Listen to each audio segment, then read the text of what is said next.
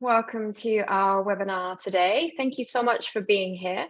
In particular, as the topic of this webinar might seem like a rather niche one, but it is a topic that we feel has a potentially vast impact on our efforts to address climate change and its adverse impacts. I'm Charlene Watson. I'm a senior research associate, and I sit within the climate and sustainability team at ODI, and I'll be kicking us off today. The objective of our webinar today will be to come together and offer thoughts on how we can really progress the third long-term goal of the Paris Agreement, and that is making finance flows consistent with low-emission, climate-resilient development pathways. And this is all with a view to achieving the goals of the Paris Agreement, as well as the objectives of the United Nations Framework Convention on Climate Change. So today, we'll hear from a number of speakers, and we hope for a lively question and answer session. We really look forward to your ongoing engagement in tracking climate consistent finance flows in the coming year. Just before I dig in, I wanted to cover a couple of housekeeping notes. The session is being recorded, and we will post a recording of the event after it's happened, so that others that couldn't join us today will be able to view this and view the presentations. We would like you to submit your questions. We have a couple of question and answer sessions throughout the webinar today, so please do submit your questions through the function on Zoom. And please do submit as early as you can so we can have a look at those questions and make sure we can pick them up in our short question and answer sessions today. So before we go into these panel discussions, I'm going to just take a few minutes to set the scene on the third long-term goal of the Paris Agreement and the focus of our webinar today, really trying to explain why it's important to us. And I think it's worth starting with a recognition that we're facing multiple crises right now around the world. We do have a global energy crisis. We are still facing an ongoing global pandemic, and a lot of governments are facing urgent fiscal and financial pressures. There's sovereign indebtedness that's rising. Governments, private actors, households are facing higher interest rates, and a lot of households are facing cost of living crises. And all of this comes on top of the climate crisis, for which we know that current action has been identified as too weak and too slow. But many of us will also know that these crises are interconnected as well as compounding. So we feel that while ramping up of spending and investment in climate action is challenging in the face of the polycrisis, coupled with a ramping down and shifting of spending away from high emitting actions does remain the best option for long-term economic growth, development, macroeconomic fiscal stability when it's implemented with climate justice front and center. So the third long-term goal of the Paris Agreement, which is our international climate change treaty set in 2015, does remain central to success for both limiting global temperature rise and increasing our ability to adapt to climate change. And these are the first two long-term goals, mitigation and adaptation. So the third long-term goal, that's referred to also as Article 2, Paragraph 1C of the Paris Agreement, aims to strengthen a global response to the threat of climate change in the context of sustainable development and efforts to eradicate poverty, including by making finance flows consistent with a pathway towards low greenhouse gas emissions and climate resilient development. And this third long-term goal broke new ground back in 2015. It recognized the full effort when it came to financing climate action. And the estimates of finance that need to be mobilized are over 2 trillion a year by 2030. Which means that all finance levers, rules, regulations, policies, other incentives should all drive towards climate action. And the third long-term goal also recognized that a sole focus on the positive climate finance flows will be insufficient to meet the overarching objectives of the Paris Agreement. So since the Paris Agreement was designed in 2015, an estimated $4 trillion have gone into fossil fuel financing, for example, from the world's biggest banks. Making finance flows climate consistent, however, is a complex process. Country governments are decision makers, incentive setters, shareholders, they regulate, they govern financial institutions. They also have to serve many development, economic growth and stability objectives. So making finance flows climate consistent will need to allow for differing country contexts and be country driven, also in the intended spirit of the Paris Agreement. But this nationally driven element should not mean that we can't track progress towards Article 2.1c, given its importance in achieving the overall objectives of the Paris Agreement and the Climate Change Convention. In fact, the first Global Stocktake, which is a UNFCCC process that will look at collective progress towards the Paris Agreement's long-term goals every 5 years, and so is inclusive of Article 2.1c, will be concluded this year in Dubai at COP. So in the spirit of helping countries take ownership and determine how to finance their own low emission climate resilient development pathways, in 2018, ODI, with some other partners, Rocky Mountains Institute, E3G, and the World Resources Institute, tried to support with developing a loose framework around which actions being taken towards Article 21C could be reported. It focused on groupings of well understood government levers shifting public and private finance. These are financial policy and regulation, which often influence laws, fiscal policy levers that often influence prices, public finance that can make direct investments, and information instruments that can guide flows. Others have also made efforts to track how finance flows to climate action are becoming climate consistent. And the Standing Committee on Finance has reflected much of this work and has been mapping these efforts in its 2022 reports that were launched at COP in Egypt. Discussions in 2023 are likely to ramp up on this topic in the UNFCCC. The Sharm el-Sheikh implementation plan coming out of COP27 has set the stage for 2 workshops on Article 21C this year. And these will be to exchange views on and enhance the understanding of the scope of 21C and its complementarity with the mobilization and provision of climate finance as articulated in Article 9. The cover text went further, noting that a transformation of the financial system, its structures and processes are also needed to deliver the scale and urgency of the climate finance we need. So therefore, it seems an opportune moment to learn and to share ideas from current initiatives that seek to progress climate consistent finance flows. So right now, I would like to hand over to Joseph Fairtag on our team, who will take us into the next session. Thank you, Charlene. Just checking that Annette is not able to join us. Just posted in the chat. Yeah, I think she is in the room, but was not able to join the presenters yet. Okay, thank you. Now we'll just crack on then, and then we'll hopefully get back to Annette we're just having some technical issues that our AV team is working on. But I'll move on to the first panel then, and then we'll return to Annette afterwards. So thank you very much, Charlene. My name's Joseph Fairtag. I'm a research fellow in ODI's Climate and Sustainability team. I've got the pleasure of introducing the first panel. And that's on country level perspectives on the challenges and opportunities of operationalizing Article 21C. All 3 panelists that we've got have got first-hand experience of operationalizing just this, as they authored case studies that applied the 21C framework at national level in Germany, Rwanda, and Antigua. And these case studies, along with additional reports for Colombia, Indonesia, and Switzerland, and soon Samoa, are available on the IGST website, which I'll post a link of in a minute. Our first panelist is David Reifisch. David is team leader on international climate policy at Germanwatch in Bonn. Prior to joining Germanwatch, David worked on climate finance for GIZ, for UNEP, and the Inter-American Development Bank. And David and his colleagues completed an incredibly rigorous and impressive assessment of the Paris alignment of finance flows, not only in Germany, but in the EU as well. We then change context a bit and move on to June Samo, who's currently based in Nairobi. June is a manager and market systems development specialist at the Millennium Water Alliance. She was lead author of an excellent assessment of Rwanda's finance flows and will provide insights on how to operationalize 21C in an emerging market context. And then finally, we'll hear from the lead author of the Antigua case study, Mikhail Robertson. Mikhail is currently lead negotiator on climate finance to AOSIS, the Alliance of Small Island States, where he was a major force behind one of the big successes of last year's COP, which of course was the Loss and Damage Fund. He is also a research associate at ODI. So I really hope that you enjoy hearing from these excellent panelists and their insights. Over to you, David.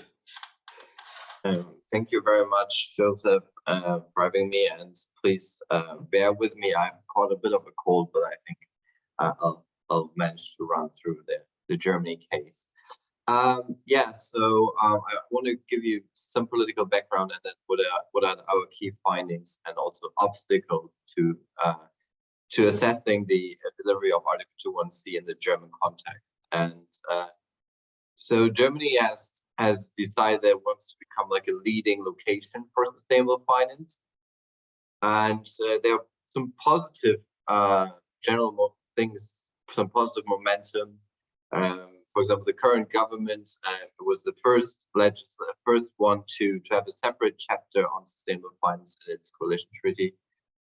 We're also the government has an advisory council with participants from business, from think tanks, civil society that is in place to advise the government on sustainable finance. And then, of course, importantly, Frankfurt as a real international financial hub, hosting the European Central Bank and the ISSB, the International Sustainability Standard Board. But Germany is also quite particular in terms of the way the economy works, and we're very heavily industrialized, and we have a lot of highly specialized small and medium enterprises that are world leaders in their specific segment, but they're also, so they're instrumental to transformation, but they're also challenged by transformation. And that essentially translates also into their position on everything related to sustainable finance. We also have a very decentralized banking system with cooperative banks, public banks, and also private commercial banks. And as you said, we didn't just look into Germany, but the EU, because the reason is that a lot of the sustainable finance regulation is actually done on the EU level. So if you want to look at Germany and how it performs financial indicators, you need to look at the EU. And I mean, also vice versa, Germany obviously exerts a lot of pressure on Brussels' decision. So what information did we look at in Germany? We looked at various different public level information, like levers in terms of strategies and targets, like the 2045 climate neutrality goal, for example, because these goals obviously are essential also, one, to determine the pathway for the country, but also because they give investment signals. Then we looked into financial policy and regulation, and that, as I said, is predominantly determined on European level, and there's a lot going on, but it's often not implemented yet. Then we looked at central banks and financial supervision. It's both on European level, but also national level. Fiscal policy and carbon pricing, public budget, public financial institutions, because of the very important role that KfW and the European Investment Bank also play in advancing the transformation through their financing, and then also in general investment planning and how it's time aligned. So there's a lot of public sector focus that we had, but we also looked at the private sector with bank lending and mortgages, real estate, bond markets, and equity. And we learned a couple of things when we looked at these parameters, and for many areas, it's actually still pretty difficult to say whether it's aligned or not aligned, and there are various reasons for that. One, is process-wise. As I said, there's a lot of work underway, but it's not yet implemented. So one could say, okay, yeah, it's heading in the right direction, but we couldn't say they're already aligned with Paris. Like, there's not Paris compatible yet because it's not implemented. Second, we don't know for everything what the actual pathway is. So what to hold it against that works for some sectors, but not for all sectors. And then also qualitative data was comparably easier to find than quantitative data. Of course, that depends a lot on the area and the sector, but quantitative data, there's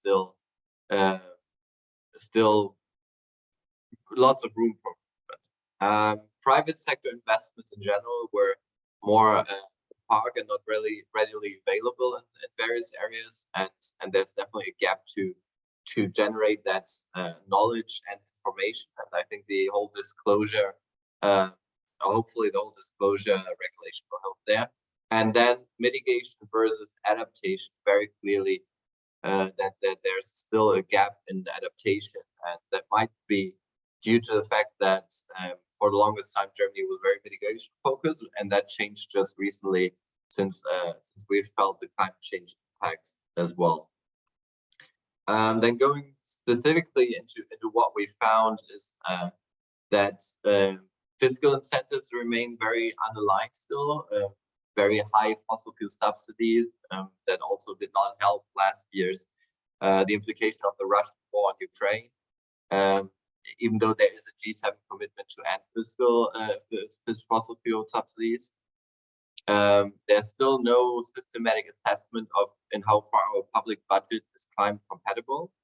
There's some kind of review because of our green bonds, but no real tagging or ex-ante climate compatibility planning. Public finance institutions I mentioned, and there, for example, we have on the one hand that Germany signed the Glasgow statement to end fossil fuels, but we have not seen a German version, the German criteria corresponding to the Glasgow statement, and there's lots of concern with regard to gas and what will come forward. In terms of regulatory policies that influence financial flows, we're still definitely not aligned with 1.5, and we have in Germany two sectors that we found and has been repeatedly shown is that the transport and building sector are lagging behind. Yeah, as I said, on private, significant information gaps exist. That is also due to the fact that obviously the SMEs, the small and medium enterprises, are very important for the German context, but there are significant data gaps in availability, which is in part due to capacity constraints, knowledge, and also the initial cost that is there to raise this information. Even though we know we have evidence that turns around actually, and it is beneficial to raise the data, the information, but it takes some time. And we did all that trying to combine desk research, like in our own knowledge and research to apply that. We took third-party information and assessment, tried to combine that all.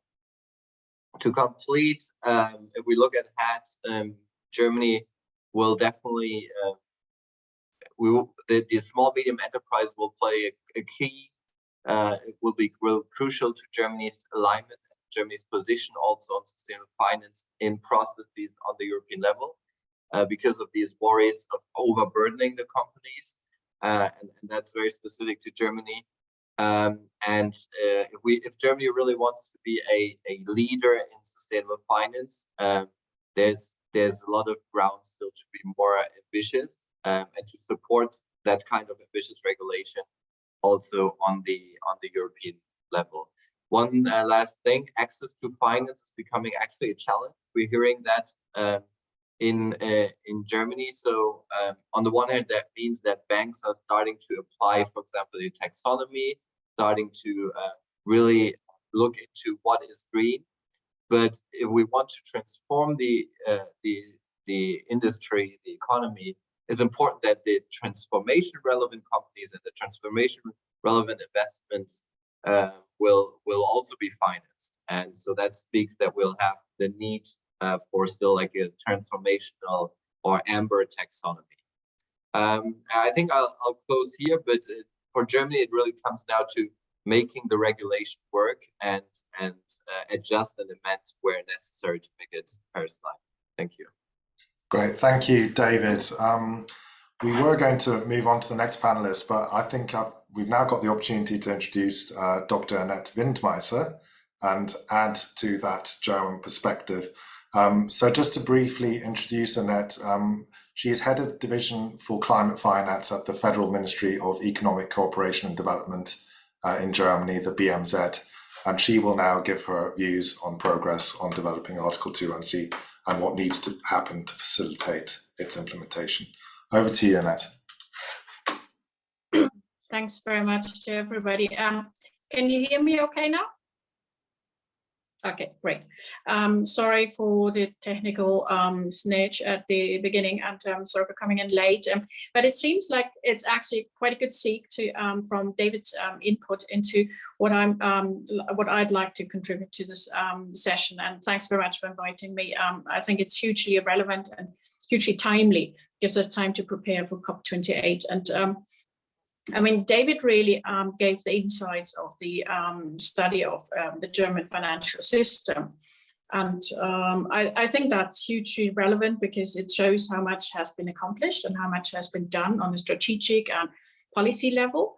But he also very, very clearly delineated the challenges we're still facing on the implementation side, and data gaps we have, and most crucially, probably, we still haven't got any lessons learned. We still haven't got good practices in place that we can then carry on and further into other scenarios. And I think that's really where the BMZ might come in, because we're obviously talking to the DFIs, we're talking to the World Bank, etc., about alignment, Paris alignment with 21C. We're talking to the OECD about further gathering data, data gaps that need to be filled and how to fill them, doing further studies on these things. And but really, I mean, we're already on a very solid foundation in a couple of arenas where the BMZ is working in. For example, just to give you a couple of examples from our portfolio, we have a very, very interesting work on greening the finances, on greening financial systems, and also on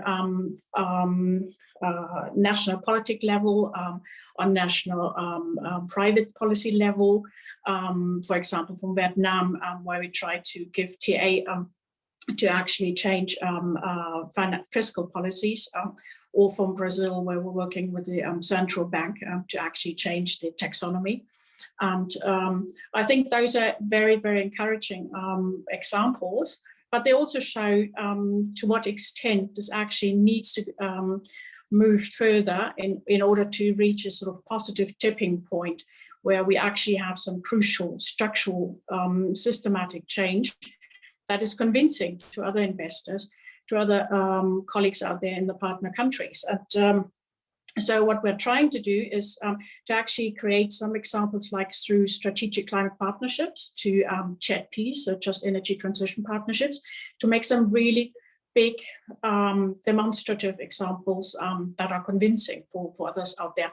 But this is, as you all know, this is politically risky. It's financially risky, it's economically risky, but for most, it's for the countries politically risky, but it's also for the donors politically risky to actually engage in something like that.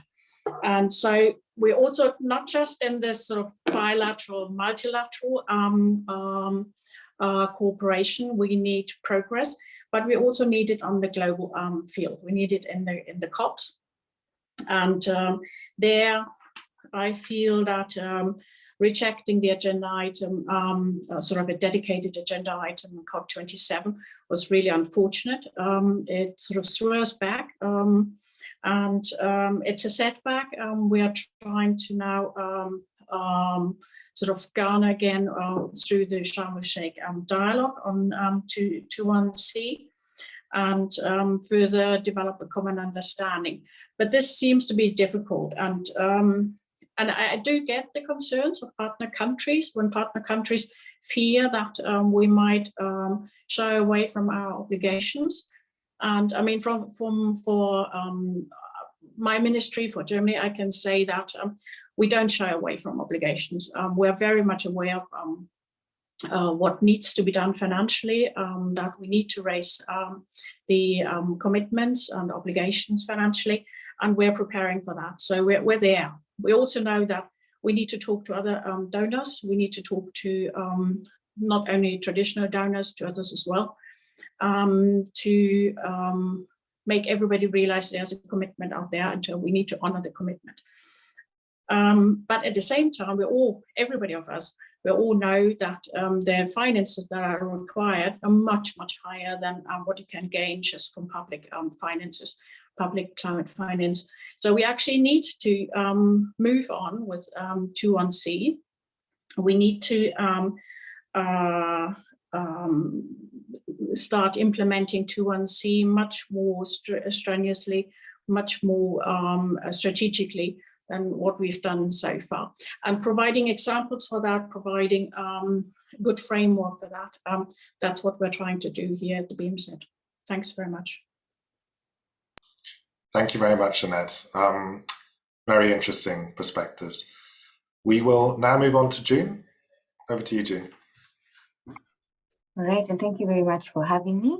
I'm very happy that David went before me because I resonate with quite a lot of what he said, but the context is different, but interestingly enough, similar. So I was one of the authors for the Rwanda case study where we were looking at whether we can make financial flows consistent or climate consistent. And some of the activities that we carried out in order to gather the data just involved a lot of desktop research. And then, of course, we supplemented this with interviews with various sector players. So for the desktop research, one of the most challenging things was just generally finding the data. It was difficult to find documentation, and I do resonate with what David said, particularly quantitative documentation. That was very difficult to find in terms of how much has been allocated in the public sector and in the private sector.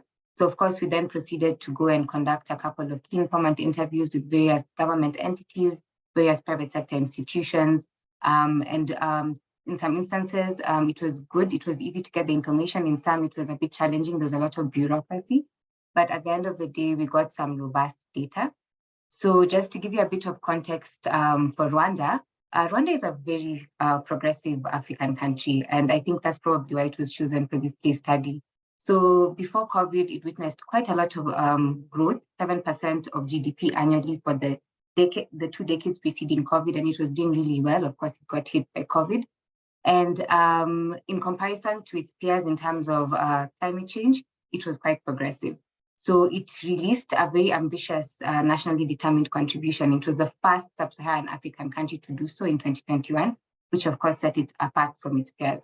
Then in 2012, it was the first sub-Saharan African country to develop a green fund known as Panellists. So that enabled them to, be ahead of everyone else in terms of marshalling climate finance, securing this finance from the developed world. So with that in mind, I think Rwanda is quite progressive, even more so than my own country of Kenya, and we look to them for some of the things that they do. So my discussion will mainly focus on some of the opportunities that presented themselves in the case for Rwanda to actually align its financial flows and some of the challenges that the country is actually facing. So one of the key opportunities that I think is there for Rwanda as a country is the fact that it just has systems that work better than most systems in other sub-Saharan African countries. So it's organized, and the fact that it has the green fund known as Panellists.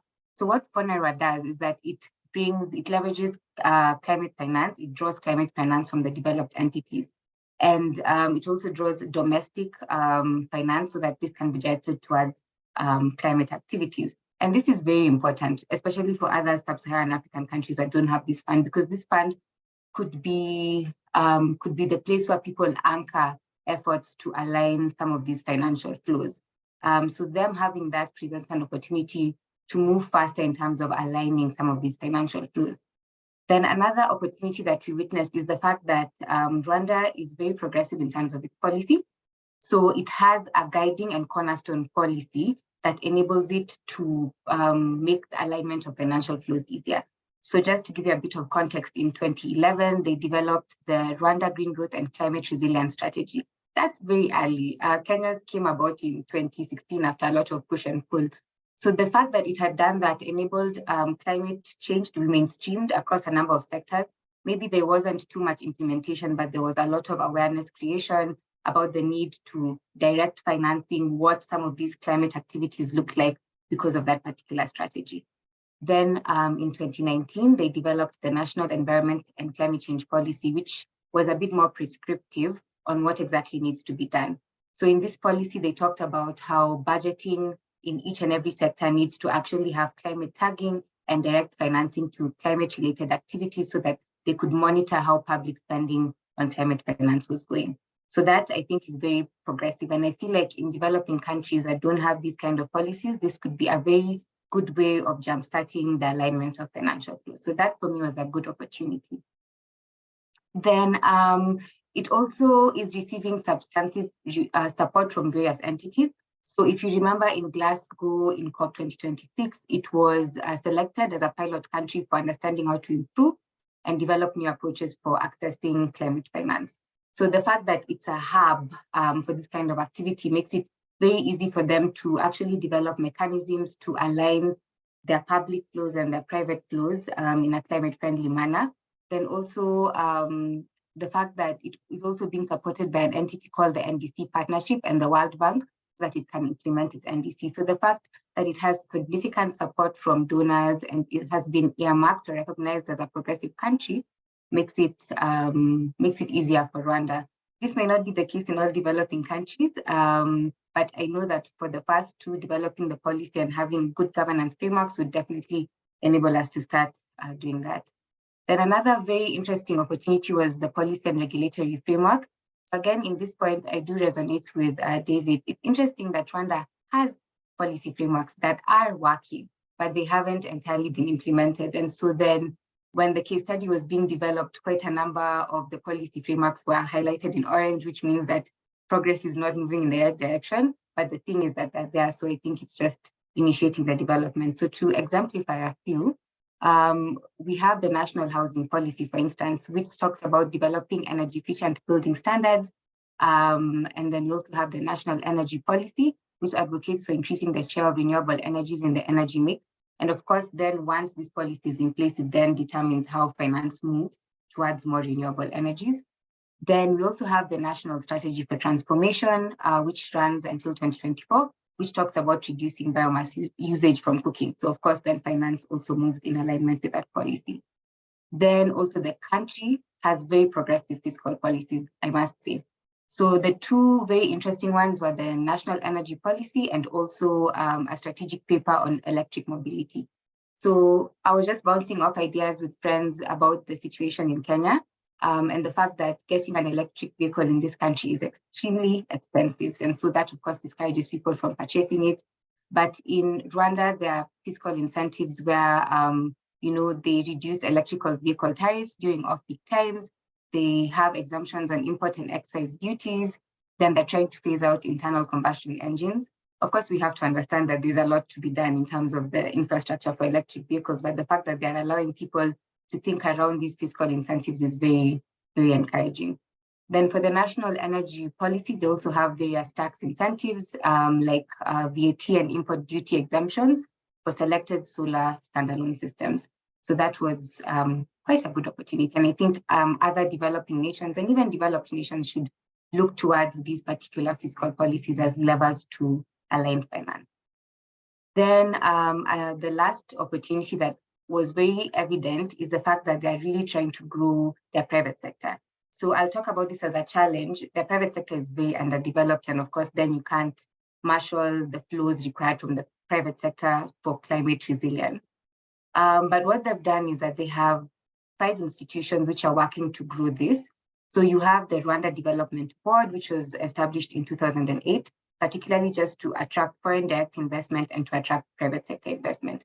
So the good thing is that you have this one body which is trying to attract private sector investment, and then you can actually tweak that body to find a way to align private flows, and you can even get data from that body. So I thought that was very good of them. I've talked about FONARWA, the Green Fund, which not only harnesses domestic and international finance, but also looks at private finance. Then we have the Development Bank of Rwanda. So the Development Bank of Rwanda tends to de-risk any private sector entities.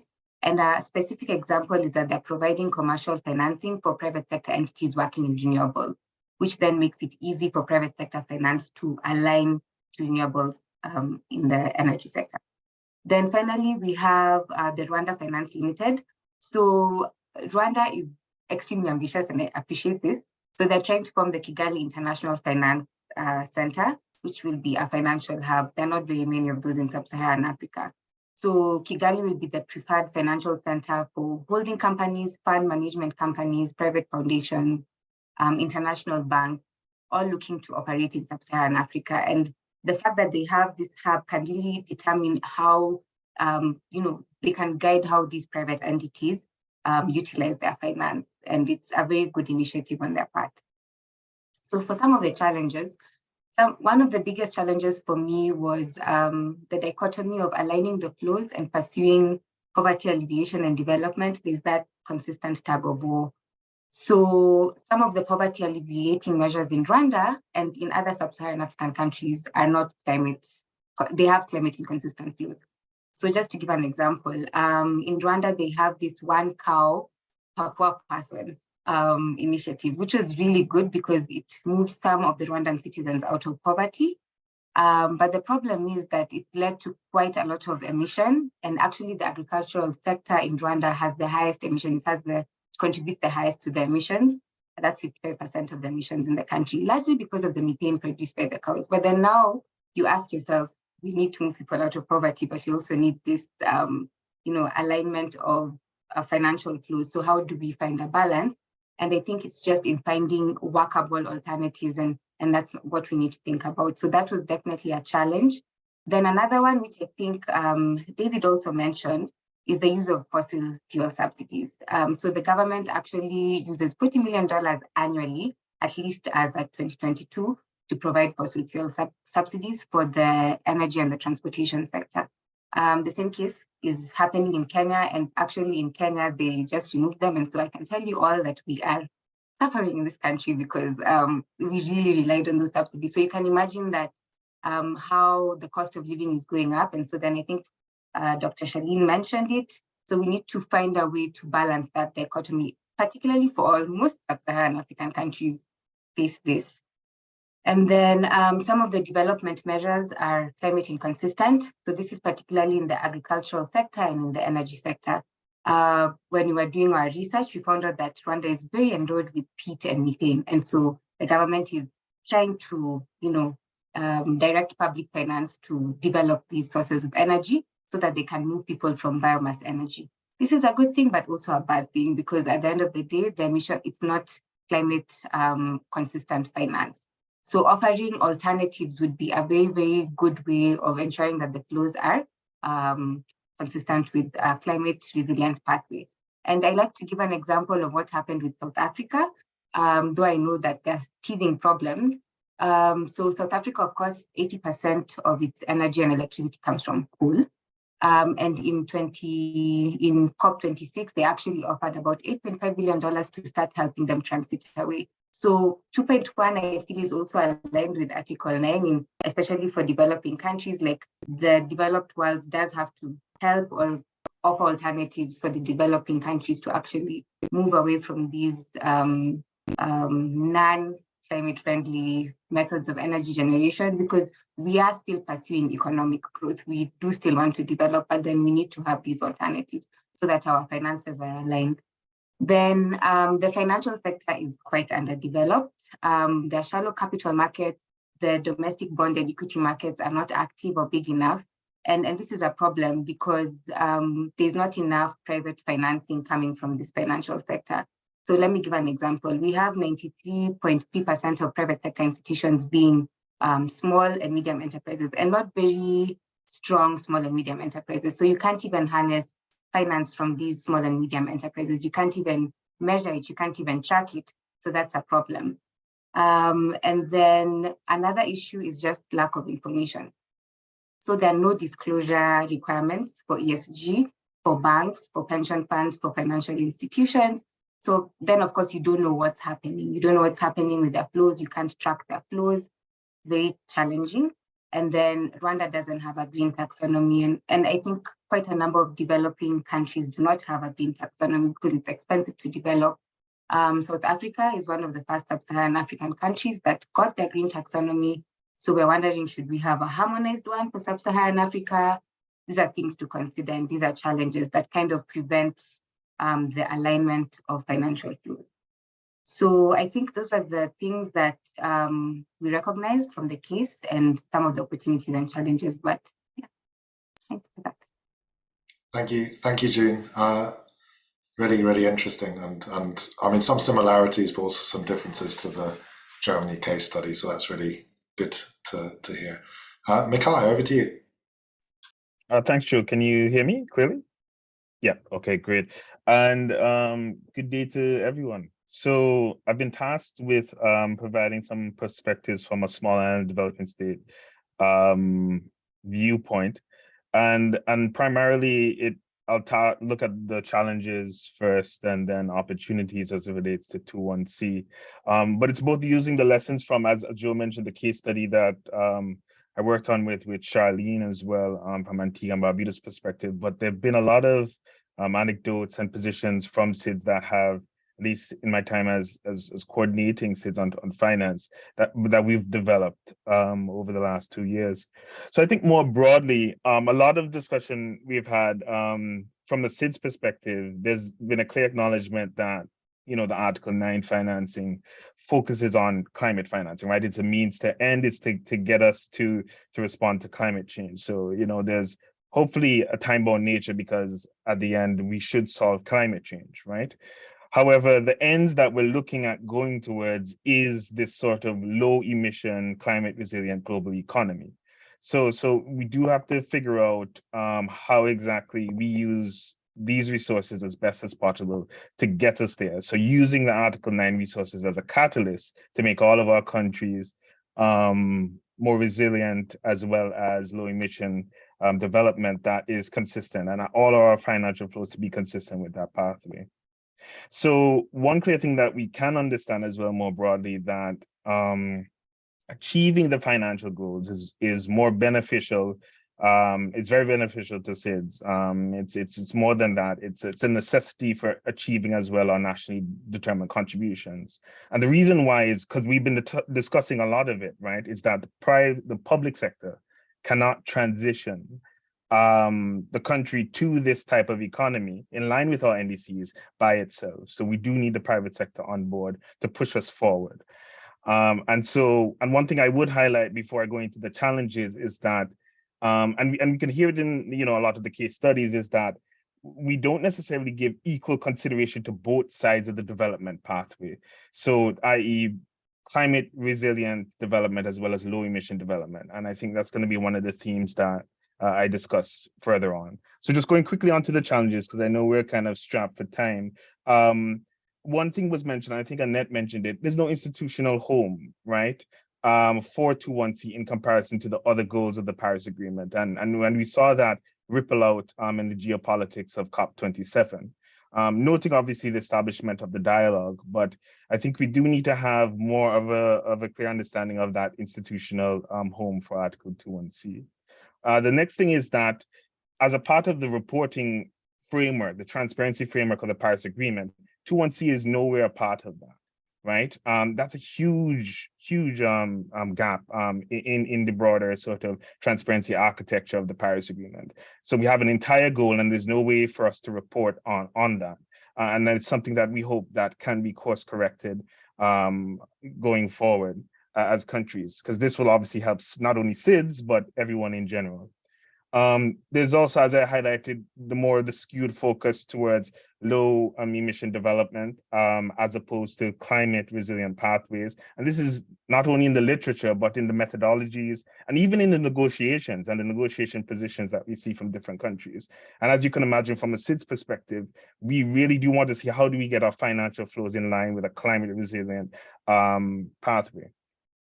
The next is, and we were as well kind of referring to it a bit, is that we lack harmonized information, harmonized standard, harmonized methodology and reporting structure to track our progress towards the achievement of Article 21C, especially in the context of the Global Stocktake. It's the third leg of the Global Stocktake, and we really do not have any way of tracking in line with the transparency framework how good are we collectively going towards making our flows more consistent with this type of pathway. And so we also need to highlight as well that asymmetric sort of application of 21C oriented financial policies and regulations globally? And how do we safeguard against entities evading, this type of regulation from one jurisdiction to the next, right? So if you have one jurisdiction that's very 21C aligned, and you have a company that doesn't want to interact with that framework, all they need to do is go to and set up at the next jurisdiction, right? How are we safeguarding to ensure that we don't have that type of application when we're trying to push for a 21C world? Second to last thing on challenges as well is the support for developing countries, and I know June highlighted that a bit. And the support that we need specifically for enabling environment creation and reporting that's different from current traditional scope of readiness, right? That's only focusing on climate finance. We don't have that currently sort of earmarked as well, especially for SIDS. And the last kind of main one is the lack of an internationally agreed definition of climate finance, which we're working through with the geopolitics of it. And ensuring that we understand where the clear lines of climate finance is to kind of counteract what Annette was saying in relation to the whole trust issue, right? Between many different contributors and recipients of climate finance. One kind of, I guess, deep dive in the context of SID specifically is that we have a fear, especially discussing with ministries of finance. There's a fear that when you have 21C sort of tools, like for example, climate risk disclosure, that a lot is focused on the disclosure part, but and not enough is being focused on the opportunities part once you've disclosed the risk. So we fear that having our investments in particularly vulnerable countries like SIDS, where if you look at from a risk mapping perspective, technically we'd all be in the red. What happens when a foreign company or foreign institution, a foreign bank says that this risk is high risk? So there's no then next step after disclosure to, for example, manage the physical risk associated to the greatest extent possible, right?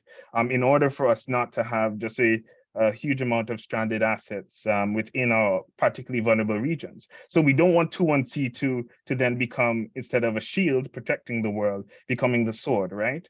So we do need to figure out, even things like the potential role of statutorily mandated transition plans, right? After you've made the disclosure, to ensure that we're not just picking up and running away from particularly vulnerable regions like SIDS and LDCs. So quickly onto opportunities. Small island states are small countries. That means that they're small economies. So we're low-hanging fruit, really, to test these sort of approaches, 21C approaches, on a more macro level, and a smaller level in order to branch out into bigger countries, right? And so looking at the ODI and other colleague framework, I guess the 4 general areas, right? You have the financial policies and regulations and monetary and prudential policies. And I think one thing from our experience about the opportunities there, and it's similar to June, so I think that what's that called? World Bank and the NDC partnership, they've been really pushing for this greening initiative, because I know in the sub-region of the Eastern Caribbean, they also have a similar initiative to the one that June mentioned, where it's having a clear discussion on how do we leverage their regulatory sort of function in order to mainstream these principles of 21C.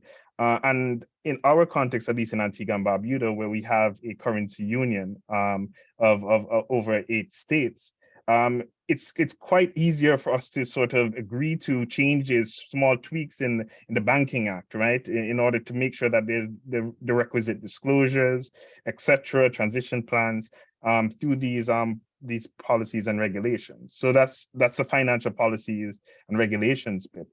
I think what's also most interesting is the fiscal policies as well. And even in discussions about things like public procurement and bulk procurement, right? And using those leverages and those tools to address things like high transaction costs for SIDS, right? We're remote, we're small markets. And so getting things to us are a lot more expensive. But if we start to say, for example, bulk procure e-vehicles, electric vehicles, right? Or bulk procure shutters to protect us from hurricanes, right? And reduce that cost. Those fiscal policies then in turn assist us with making sure that all of our financial flows are more aligned, right? Because we have the goods at a better price and give that incentive for the green spending. Subsidies, we do see subsidies are also good, but our Ministry of Finance, especially in Antigua, are a bit worried about, for example, when we transition away from taxing fossil fuels, because we do receive a lot of revenues from taxing fossil fuels. How do you ensure that you have the revenue recovery after you've subsidized green, for example, technologies and green sort of infrastructure? So making sure that you do have temporary subsidies in place to attract, but it then doesn't become permanent subsidies, right? Because we see that there's also disadvantages sometimes of subsidies that have huge lifespans. And so making sure that we have revenue recovery there. On the third bit that deals with public finance and its catalytic role, we have an Environmental Protection and Management Act, where we're looking at establishing a Paris Agreement regulation. We already have an environmental fund with a revolving fund program that looks at adaptation measures within the private sector. So basically de-risking assets through high concessional loans for climate resilience. But looking at when you have these regulations in place, we also want to mix in as well downscaled data. So we've connected with our adaptation plan and risk assessment and risk mapping. So we have an entire countrywide risk map. And then to incentivize, so for example, having these secondary regulations apply to all buildings and land at risk of climate change. They can then go check the risk map. They can do their individual risk assessment and adaptation planning. And then by doing that, then you have access to our environmental fund for highly concessional loans. So incentivizing the private sector, businesses and homes to engage in risk assessment and adaptation planning from the get-go through the use and leveraging of revolving funds under our Environmental Act. Then information instruments, obviously very important for shaping norms and educating the masses and the population, which we're going to need a lot of that. So the last thing I would say is that in addition to all of these different things, I think we do need to have countries taking the lead of inclusion of voluntary reporting on their progress towards achieving 21C in the context of their biannual transparency reports. And then hopefully in the next revision of that transparency framework, because we don't have currently a framework under the Paris Agreement, that we do build out what is needed to report that in the next cycle once we review the framework. So I'll stop there, Joe. Hope I didn't take too much time. Thank you, Mikhail. That's all really, really interesting, especially the point on climate-related disclosures, because that's something that I've been thinking about a lot, and the danger that stems from divestment rather than transitioning finance flows or climate-proofing them, which is really important from its perspective. We're going to move straight on to the global perspectives, to the second panel. So I'm going to bounce the ball right back to you, Mikhail, to moderate that panel. Thanks. Yeah, thanks a lot for that, Joe. So going straight into the second panel. So again, Mikhail Robertson, research associate with ODI, and I have the honor of introducing the second panel on global perspectives on challenges and opportunities for operationalizing Article 21C. First, we have Joseph. You've already introduced yourself, and so who oversees the work to draw together some of the insights from the country case studies, and will present some of the initial findings from his analysis. Next, we have Mr. Roth from the World Benchmarking Alliance, and he is the climate policy lead. He is currently developing WBA's climate policy strategy and working to build multi-stakeholder coalitions to inform global policy making around reaching the Paris goals. Prior to joining WBA, he worked on just transition indicators and other climate-related topics at IISD. Then we have Valerio, who is our last panelist. He is the senior manager at CPI, where he leads on the net zero finance, including CPI's net zero finance tracker and the development of finance-based Paris alignment methodologies. I'm sure you are all familiar with CPI's excellent open source data for tracking climate finance. So without further ado, over to you, Joe. Thanks, Mikhail. And yeah, I'll briefly present some analysis. We are strapped for time, but we do really, we're very keen to hold at least 15 minutes at the end for Q&A. And I see that there have been some questions coming in already. So please just continue using the Q&A function if you've got any questions. So I'm going to talk a bit more about some of the ways that we can bridge that gap between tracking progress on 2.1c at national level that we just spoken about and global level. And one way of doing that is by identifying common challenges and opportunities that the authors came across. And so the authors in the previous panel have already been talking a bit about this, so it made life a bit easier for me.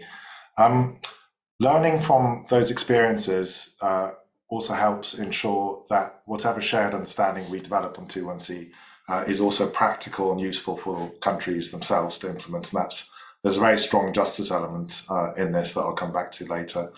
In the past couple of months, we've been trying to draw some of the lessons together from the case studies that have been completed so far and come up with some practical recommendations going forward. And I'm delighted to present some initial findings from that working paper before it's published. In that working paper, we've identified 4 cornerstones that we would hope can guide this debate going forward. So the first cornerstone is that all the case studies revealed a great deal about some of the policies, tools, and actions that are Paris-aligned or misaligned, but they also identified plenty of information gaps that made the assessment of some finance flows more difficult. And I believe all 3 panelists mentioned this as well in their presentations for Germany, Rwanda, and Antigua. So the gaps include, as David mentioned in his presentation, the lack of access to quantitative data, especially for private finance flows, as well as the common issue that June mentioned, which is this planning implementation gap. So where well-intended climate ambition is set out in policies and pledges, but no timeline is given for their implementation. And this is not something that just affects private actors, it affects public ones as well. And there are plenty of examples of that in the case studies. I think it's really useful going forward that the case studies and any assessments of finance flows continue to highlight those gaps in order to increase pressure to address the causes of inaction, both on greater transparency over data and also on trying to turn climate ambition into action. The second cornerstone, which we've kind of come up with, is that it's quite clear that we can't use a single one-dimensional standard to assess policy levers across the 194 signatories of the Paris Agreement. And so that's something that applies to the climate consistency of financial policy and regulation in particular. So thinking about that column was analysed in a lot of detail in countries like Germany and Switzerland, but was of limited, not completely useless, but of limited use in countries with lesser developed financial markets, such as Rwanda. And a very good example of this that Mikhail has already talked about is TCFD, the Task Force on Climate-Related Financial Disclosures. There is global momentum for central banks and financial supervisors to implement that regulation and mitigate climate-related risks. But financial supervisors in some emerging market economies, quite interestingly, have actually already gone a step beyond this to take a more interventionist approach to mitigating those risks. For instance, by subsidizing lending to green sectors or putting in quotas, for example. And we know that, or we also know from other research, or the actions of financial supervisors, that their mandates, they're bound by their mandates. And those mandates vary between countries, especially between emerging market countries and more developed ones. So going forward, we need to take those differences into account when we assess what is climate consistent or not in a national country context. Third, we definitely need a better, this sounds quite obvious, but just to say it, we need a better understanding of voluntary or market-led climate action or inaction. So all case studies struggled with private finance flows, and some of that relates to the information gaps that were identified earlier. It also relates to the fact that in some contexts, mandatory policy and regulation is quite difficult to enforce. That might be because the presence of strict rules, well, it basically leads to the presence of strict rules not reflecting the reality on the ground, and that's especially true of lower income settings, or when it comes to transport of finance flows, which are very, very common. But in these contexts, a better assessment of private or voluntary-led climate action or inaction is needed, although it's often quite difficult because of the information gaps mentioned earlier. And the case studies also revealed failings when it came to corporate ESG policies, for instance, in Indonesia. But I should also say that they gave credit where credit is due. And there are cases where voluntary action by banks and other financial institutions in the private sector led to climate action, such as in Switzerland or Colombia. And then finally, the last sort of cornerstone is that the case studies revealed an enormous variety of unique and innovative ways of using fiscal measures to incentivize and disincentivize certain behavior, but also ways in which revenues generated from those mechanisms can be used to support climate action. So I was really glad that June already mentioned FNOA as Africa's first green fund. But for instance, in the case of Belize, there's a tourist levy in place to disincentivize mass tourism, but the revenue generated from that tourist levy gets used in a national trust fund that supports biodiversity and conservation in the country. And there are hundreds, if not thousands, of examples of very innovative, very context-specific ways of spending, generating revenue and spending it in ways that can support 2 and C. And that also yields an enormous amount of cross-country learning of best practices that can be gained from completing and sharing such examples. And I hope that we can continue to debate in this spirit, not just in this webinar, but in the run-up to the official Global Stocktake later this year. Thank you. I'll pass on to Joachim. Thank you very much, Joseph, and everyone for very insightful presentations. I'll just ask maybe if it's possible to show the slide deck I had prepared. Thank you very much for that. So just a bit of an overview to, just go to the next slide. So just a bit of an overview to the World Benchmarking Alliance. So we're an international nonprofit association, which assesses how companies and financial institutions are aligning with the SDGs in a broad way. So we developed a 7-system transformation, and the financial system is one of these transformations.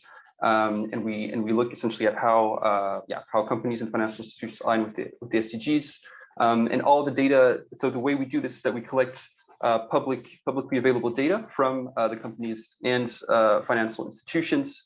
So the benchmarking, that's what also differentiates us from other benchmarking organizations where there's maybe a more opaque methodology and the data is not publicly available. So it all comes from annual and sustainability reports or informations that the companies disclose.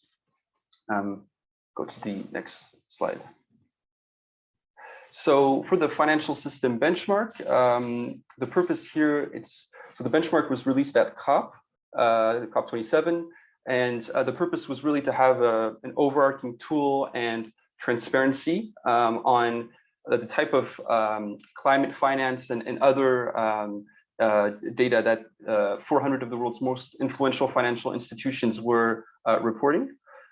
So this includes climate-related data that it's directly relevant to Article 2.1c, which I'll touch on in a second, but it also includes other components related to governance and social factors, which I'll briefly mention, but won't be the focus for today's discussion. So essentially, these financial institutions that I just mentioned, the way they were selected is those that had the most assets under management or revenues, and you can see here from the map that We looked at financial institutions across the board in many different jurisdictions. And overall, from all the institutions, this was quite significant in terms of having 125 trillion in assets. So we looked at banks, asset owners, asset managers, insurers, pension funds, but also development banks and sovereign wealth funds. So we included both public and private finance actors. And so I'll move on to the next slide. So I won't go into the nitty-gritty of all the methodology and how this was developed, given the time constraints as well today. But essentially what we did is we didn't want to reinvent the wheel. There's a lot of standard setters out there or other organizations that have already sort of mapped how we can track different climate-related finance data.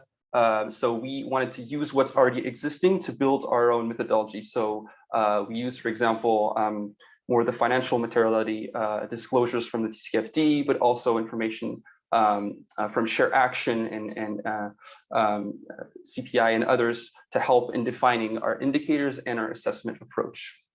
And so I urge you also, and I'm happy to share that later, to have a look at our methodology after this presentation and come back with any questions. Go on to the next slide. So you see here, there's essentially, as I mentioned, we looked at these 400 financial institutions. The idea was to rank them based on different indicators and assessment areas, and then to then provide information that the public can use, but also sort of these institutions can compare themselves amongst their peers, and it provides a sort of incentive to perform better.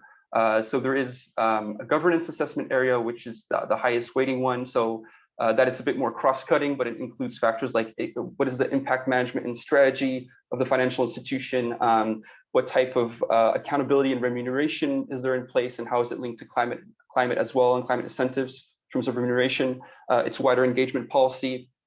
And then there's also more social factors taken into account, more like human rights grievances and other aspects, which I won't delve into too much today. But the aspect that's most relevant for the discussion is specifically linked to planetary boundaries. Yeah, I will go on to into the next slide. So here into this slide, what you can see is that there are essentially 5 key indicators we look at that are directly relevant to Article 2.1c. Again, these are, well, these aren't the only ways, obviously, to assess 2.1c and how financial stakeholders are aligning with 1.5. So it is not a comprehensive overview, and it does not intend to be so, but this is a way for us to see some of the key areas where we think financial institutions should be aligning their financial flows. So this includes, for example, financed emissions, financed emission targets. How does the financial institution engage with its clients and companies to ensure that they also have a strategy in place to align with 1.5 and the transition plans? How is the financial institutions providing finance, and what type of finance is it providing to climate solutions? And then finally, what is its approach to phasing out its finance for fossil fuels? And within each of these indicators, the idea was to go more in depth and to assess how robust that commitment was, or whether it was, more a box ticking exercise and it wasn't actually that meaningful. So for example, if we look at indicator 7 on financed emission targets, we really looked at more in detail, okay, the financial institution has a net zero target. Does it have an interim emission target that is science approved? Is it tracking progress over time to see how it's meeting its targets on an annual basis? So that's just one example. But essentially what we wanted to look at is the level of disclosure, so that the financial institution is providing for each indicator, and also how it's aligning across its financing activity. So whether, for example, for the approach to fossil fuel sectors, whether it's aligning this across loans, or also in terms of assets or insurance or other financing instruments that it may be using. I'll be moving on to the next slide.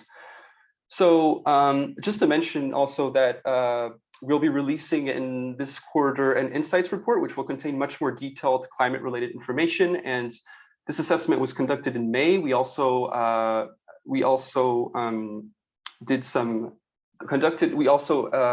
discussed with the financial institutions to see how to engage with them based on the data we had. But this is obviously evolving data, so we will be having more detailed data, specifically on the quantifying some of the financial flows, which at the moment we have not fully done. But what we can see just at a broad level, I'll give a couple insights, keeping in mind the time here. First of all, we see that about a little less than 40% of the financial institutions have net zero targets. But more worryingly, we see that there's only 2 or 1% that have interim targets. So essentially, going back to the high-level expert group report that was released at COP, there's really a long way to go to make some of these commitments more meaningful.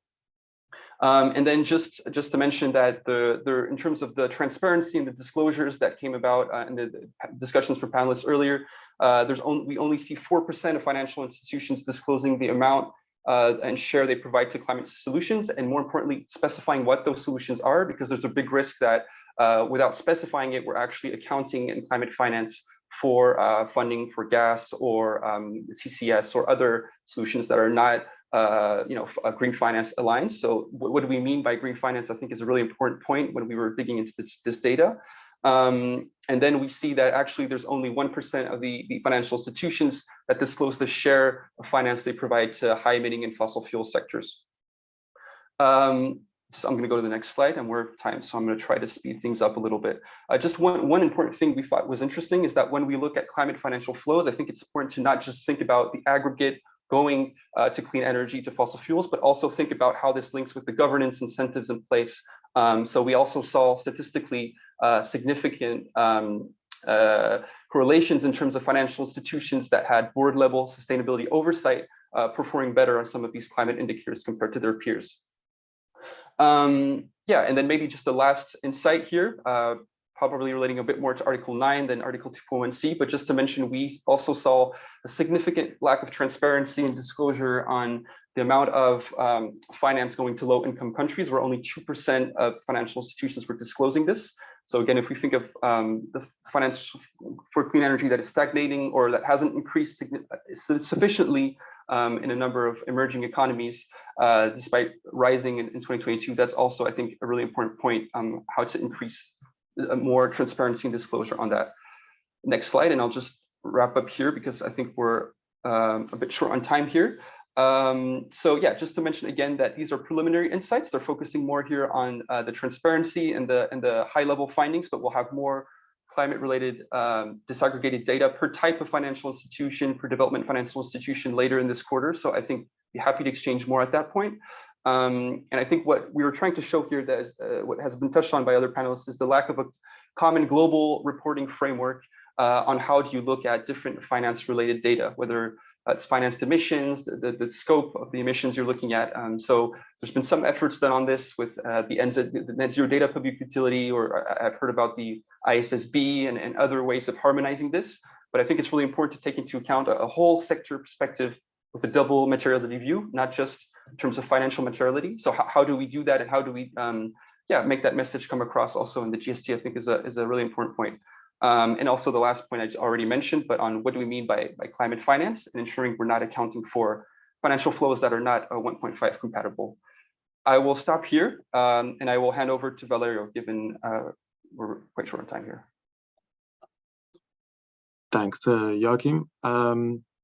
I will cover some general takeaways from our flagship works, let's say, and we'll mention here also where we need to focus our efforts in the coming years, that efforts that can feed into the process mentioned.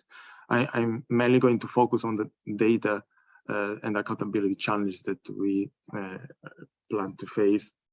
As you may know, CPI has a decade-long tradition of gathering data to track progress on climate. Our most known effort is was mentioned before, also, the global landscape of climate finance, where we track investment in climate solution at the project level and compare it with the needs at the sectoral level for decarbonization. The report also plugs into UNFCCC biennial assessment to extend this data. We recently released a report providing an overview of the last 10 years of climate finance data, and the main takeaway is that the past decade obviously saw growing momentum, where public and private climate finance almost doubled between 2011 and 2020 to reach 665 billion. However, despite the extent of this effort, reaching climate objectives will require climate investment to increase at least 7 times by the end of this decade, as we need at least 4.3 trillion in annual climate investment flows by 2030. We also need that other financial flows more broadly are aligned with Paris Agreement objectives, which often means halting climate harmful financing. However, we saw that the opposite is happening. The total fossil fuel subsidies in more than 50 major countries alone were 40% higher than the total global investment in climate finance between 2011 and 2020. And this is quite alarming, as fossil fuel subsidies are only a part of the overall funding in high emitting activities. We also observed that despite the push towards having the private sector taking the lead in investment in climate solutions, the public sector is still a fundamental player, and not only as a concession financier, as for today, it shares 50% of climate investment with the private sector.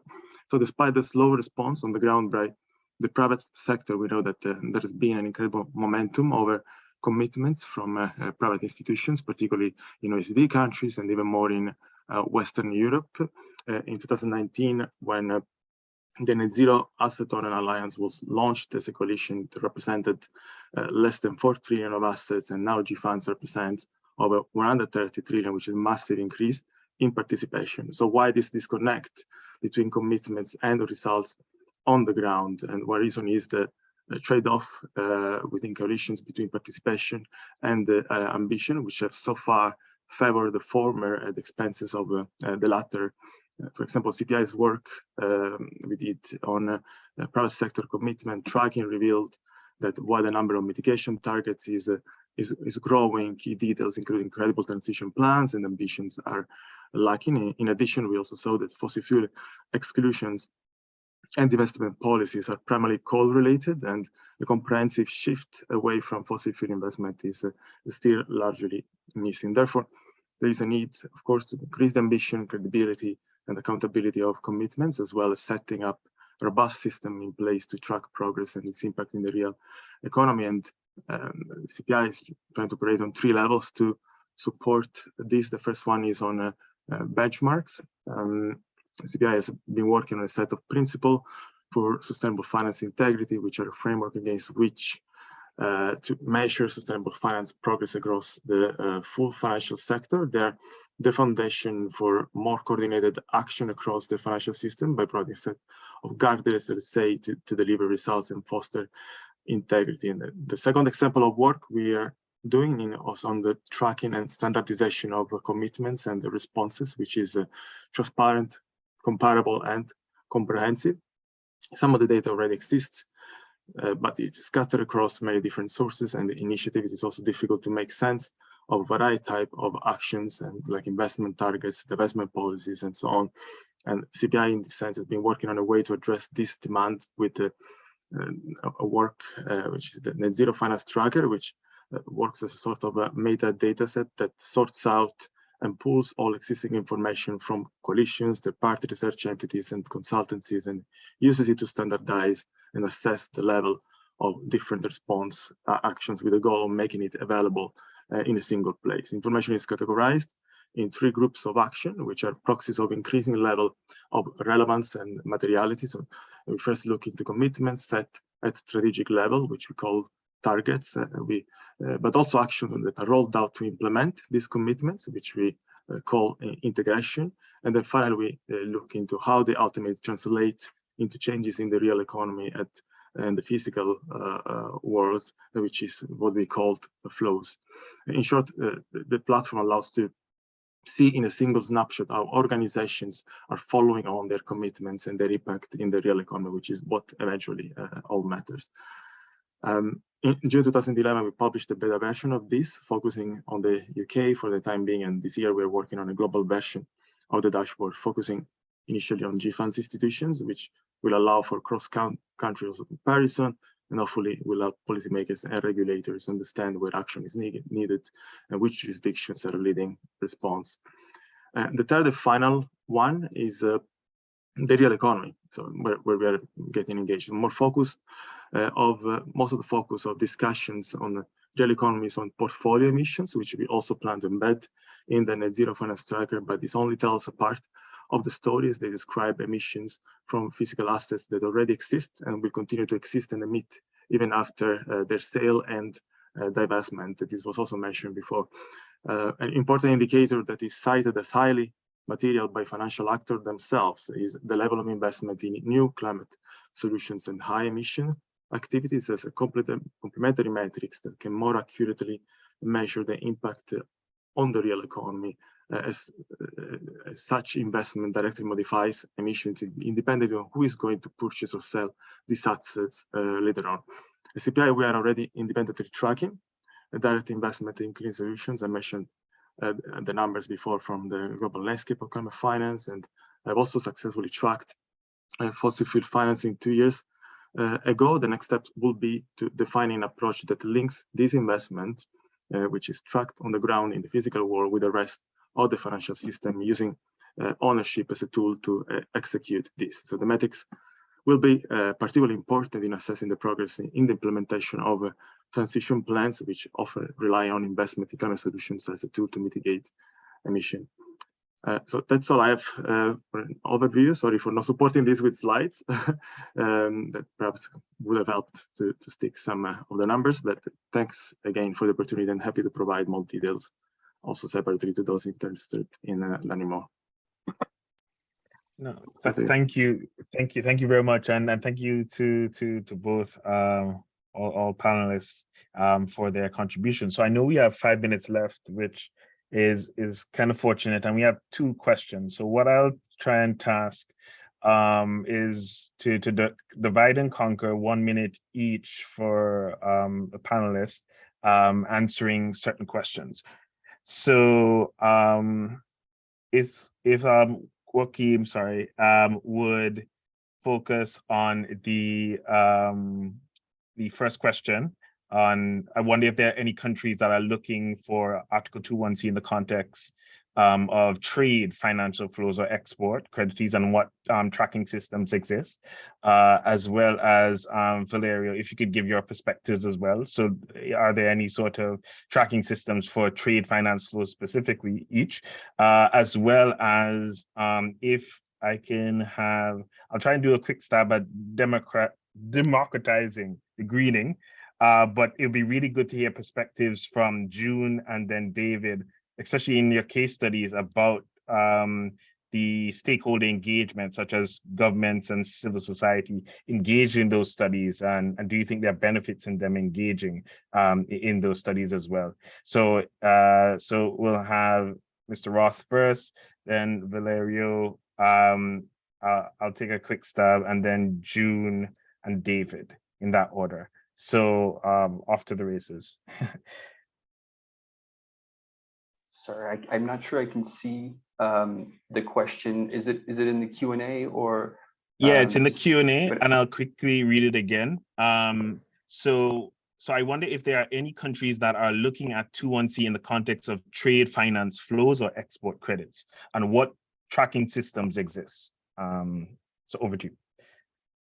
Good question. I must admit, this isn't an area specifically we've looked at with the financial system benchmark. I mean, we've looked at development finance institutions and other public finance actors, but yeah, I'm not sure I would be able to answer that. My apologies. I'm wondering if another panelist might be better equipped. No problem. So I'll hand over to Valerio. Over to you. Hi, Mika. I have to say that I also cannot see the questions. So if you could repeat the one that was addressed to me. Thank you so much. No problem. So, so I wonder if there are any countries that are looking at 2.1c in the context of trade finance flows or export credits, and what tracking systems exist. I think was another the question, to be honest. There was a second one. So, sorry?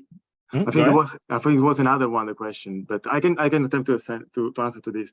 So we are not okay. CPI is providing 2 levels of analysis in terms of climate flows. I mentioned the global landscape of climate finance, which provides this global overviews, and then we do country-specific studies as well. So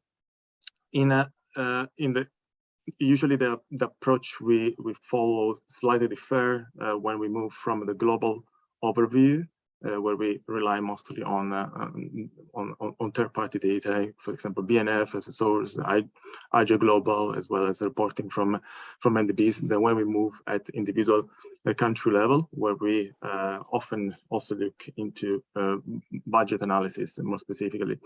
Now, on the export credit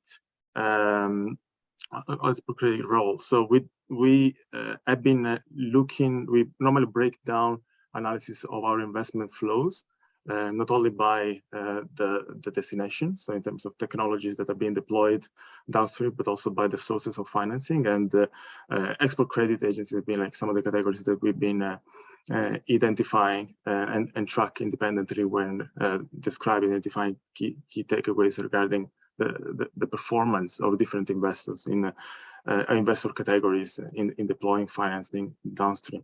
So in particular, export credit agencies emerged in one of the studies we published a couple of years ago, where we did not only look into climate investment, but also looked into fossil fuel investment. So this was study was focusing particularly on the power sector, and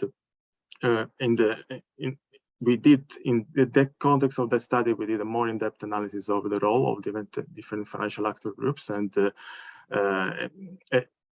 of all different actors, it emerged that export credit agencies were those that provided financing that was most misaligned with the alignment and decarbonization goals in relation to the Paris Agreement.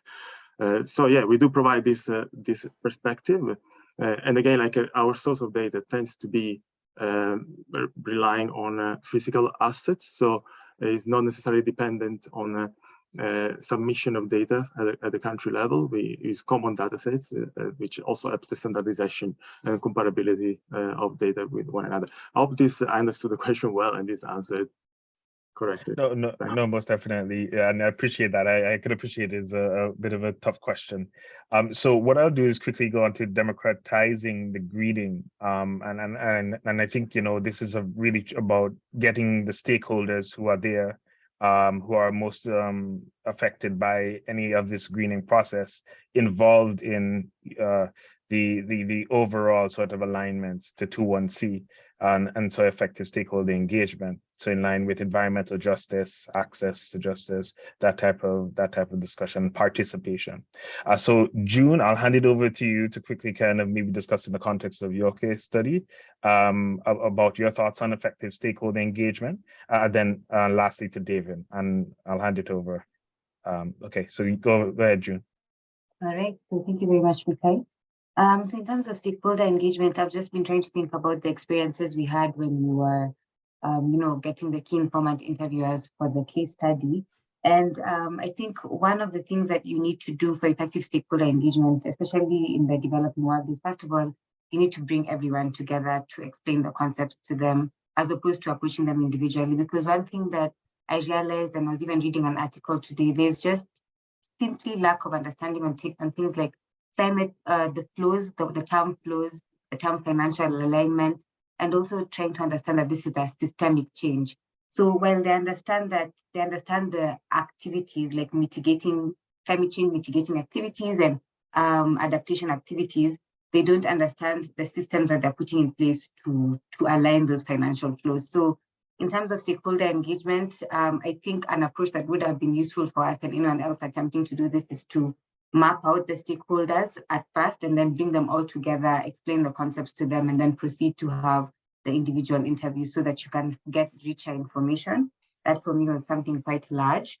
And then in terms of how they are, I feel like stakeholders are very much working in silos at the moment.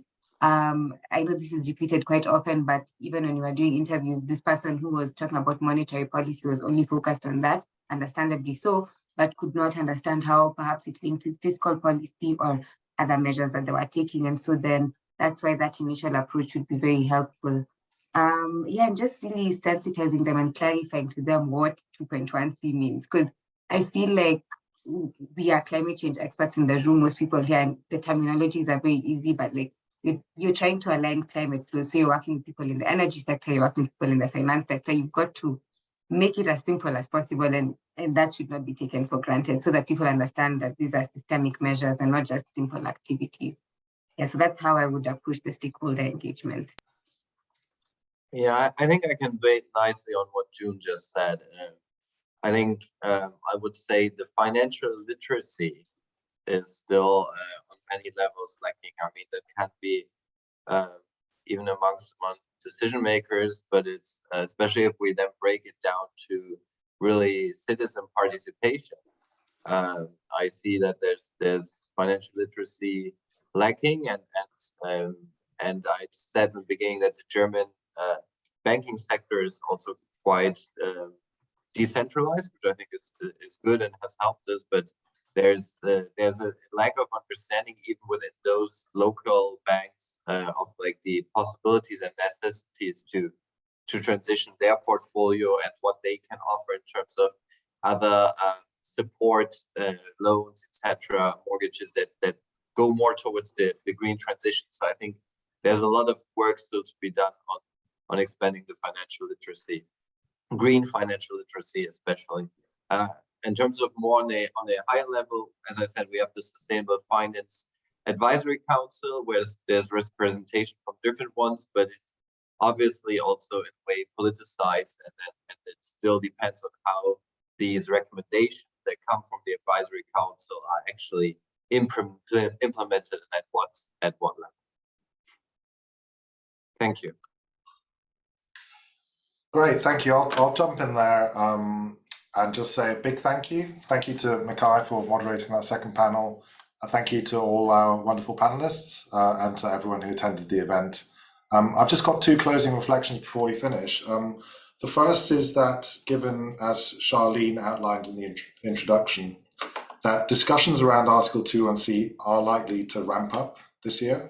And it's really important that we continue this open dialogue in the run-up and as part of the two workshops on Article 2(1)(c) later this year.